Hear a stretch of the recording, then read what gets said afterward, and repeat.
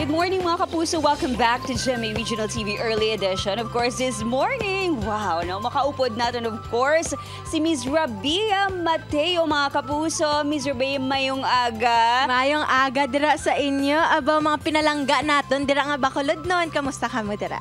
Of course, storyahan ta na ang love life. Boka damo gidya sang napas sana all. No? Sa inyo ni Jeric Ibiang, and I'm one of those na nagasubaybay man sa inyong love story. No, what's something that keeps your relationship stronger? Jeric taught me to enjoy traveling, gid. Kay dati, do bagit kita balahaw, do ako, I would always save. Pero si Jeric, he taught me to enjoy what I have right now. Kay kis abala ang tiyempo, hindi ta na mabalik. So I guess, amo na ang foundation ng relationship namo na we would work very, very hard.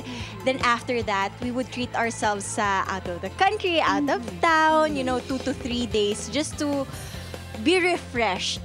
Tsaka to be more relaxed para after sina, obra-obra naman dayon. Ito namin ito nga tip ha. Work, travel mga kapuso na from Miss Rabia herself. So Ibiang ang TikTok clock mas nagasadya gidya kung ara ka. No? Kaya, of course, iba gidya basta may ilongga, no? Lain gid. Oo, lain gidya kung may ilongga. So adlaw ka namon nga malantaw kada ugto. Ano nga mas mga segment no sang show nga imo gidya nga paborito kumbaga?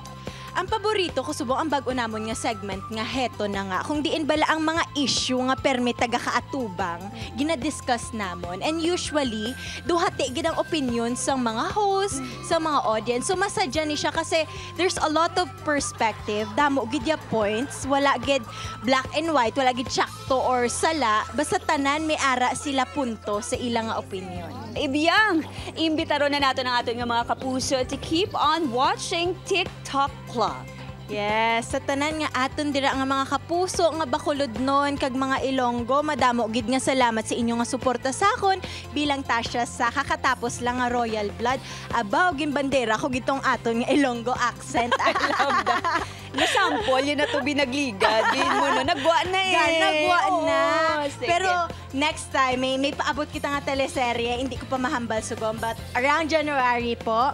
And tanan kamo ginaimbitaran ko to please support and watch TikTok la, kayang amon gid nga goal is mapalipay kamo nga tanan. It's a fun show. 45 minutes lang ni siya, pero damo gid ya unod ang show. You're gonna learn, you're gonna laugh. And ang goal gid namon is to end the show with smile gid sa amon nga mga audience. Kaya tani, maglantaw gid kamo TikTok Lock 11:15 AM na from Monday to Friday. Guaranteed gina mga kapuso no nga makita naton sa iyang next project, of course, Miss Rabia Mateo. Enjoy Bacolod and Negros Occidental, Miss. Thank you. Miss Rabia.